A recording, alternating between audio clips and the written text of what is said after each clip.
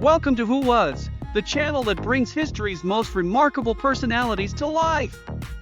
In this captivating episode, we explore the incredible life of Joan of Arc, the heroine of France who defied expectations and led her country during crucial moments of the Hundred Years' War.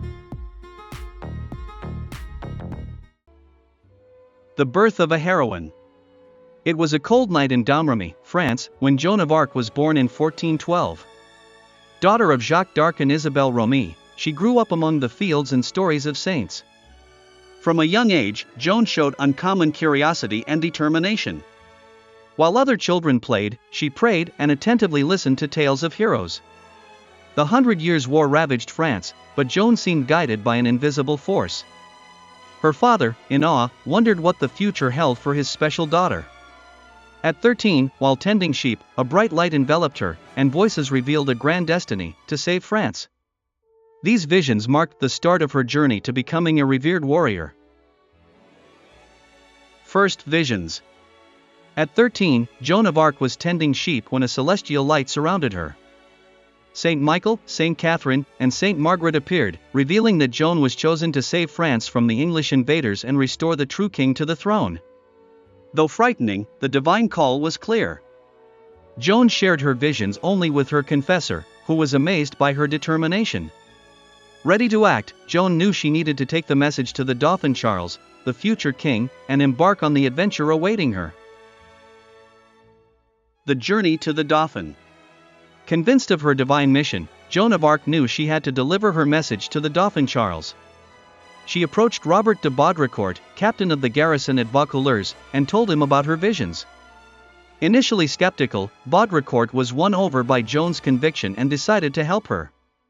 Dressed in men's clothes, Joan traveled with a small group, facing dangers and ambushes.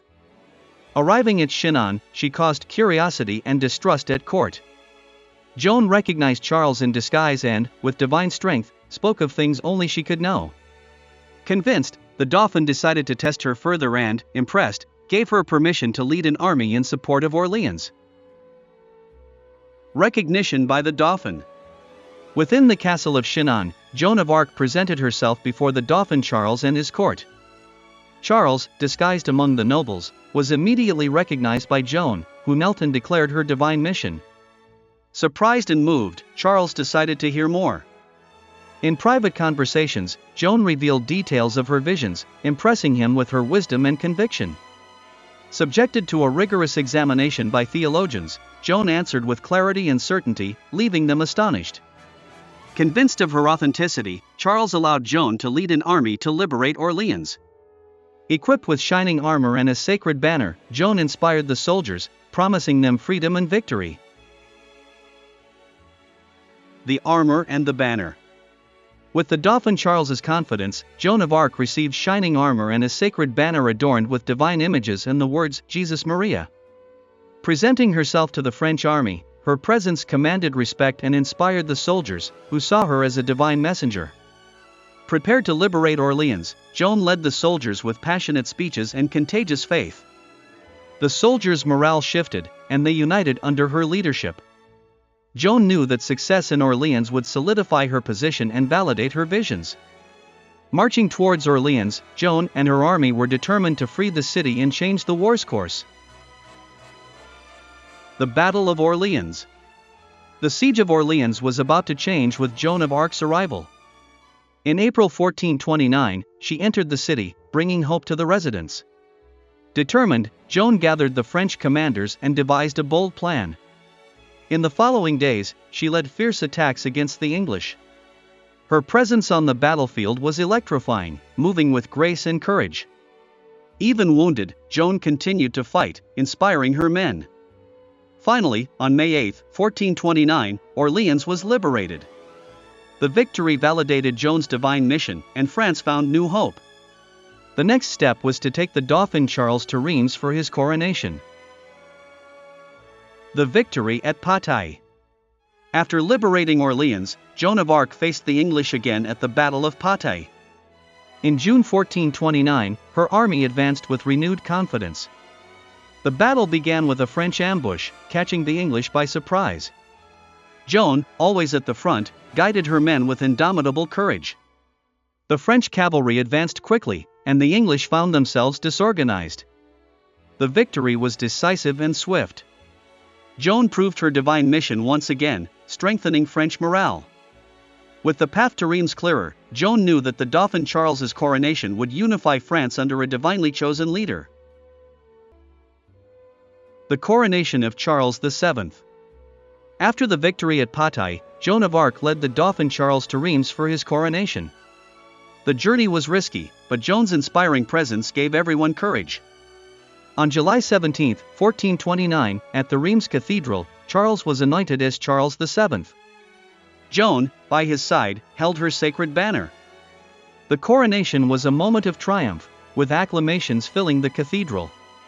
Joan felt a deep sense of fulfillment seeing the Dauphin crowned, but she knew the war was not yet won. Ready to continue the fight, Joan began planning the next steps to ensure France's lasting freedom. The capture at Compiègne. In May 1430, Joan of Arc led her troops to Compiègne, a vital strategic point. During fierce combat, she was thrown from her horse and captured by the Burgundians. Sold to the English, Joan was taken to Rouen, where she faced a trial intended to discredit her. Even imprisoned, Joan remained steadfast, defending her divine mission. News of her capture shocked France but also solidified her legend. Awaiting her fate in a cold cell, Joan faced her captors with the same courage that led her to victory in many battles, her indomitable spirit inspiring a nation in suspense. The trial at Rouen. In 1431, Joan of Arc faced trial in Rouen, accused of heresy. Surrounded by inquisitors, she answered with clarity and conviction, defending her divine mission. Despite harsh conditions, she remained firm. The trial, an attempt to discredit her, only reinforced her image of courage. With the verdict already decided, Joan was condemned to death. On May 30, 1431, she was burned at the stake, but her death did not extinguish her influence. She became a martyr, inspiring resistance and justice. Her life and death resonated through the centuries, becoming an eternal symbol of faith and determination. The condemnation. On May 30, 1431, Joan of Arc was condemned to death for heresy. At the old market square in Rouen, tied to a stake, she looked at the crowd with serenity. Her last words were a testament of faith, "Jesus, Jesus, Jesus." As the flames consumed her, she prayed, and her indomitable spirit rose with the smoke. Her death, a terrible spectacle, transformed her into a martyr. Stories of her bravery began to spread, strengthening the determination of the French. Joan, a young peasant girl, found an eternal place in history, her legend growing and inspiring future generations to fight for justice and truth. Canonization and legacy. Centuries after her death, the flame Joan of Arc ignited did not go out. In 1909, she was beatified, and in 1920, canonized as Saint Joan of Arc. Her life was celebrated as a symbol of courage, faith, and patriotism. Monuments, books, and films immortalized her image. Her influence transcended borders, inspiring justice movements worldwide. Joan, a peasant girl who became a warrior, martyr, and saint, left a legacy of faith and determination. If you enjoyed the content, please subscribe to the channel, like, comment, and share with your friends. Your support is essential for us to continue with this project. Comment below which other personalities you would like to learn more about. Thank you and see you in the next video.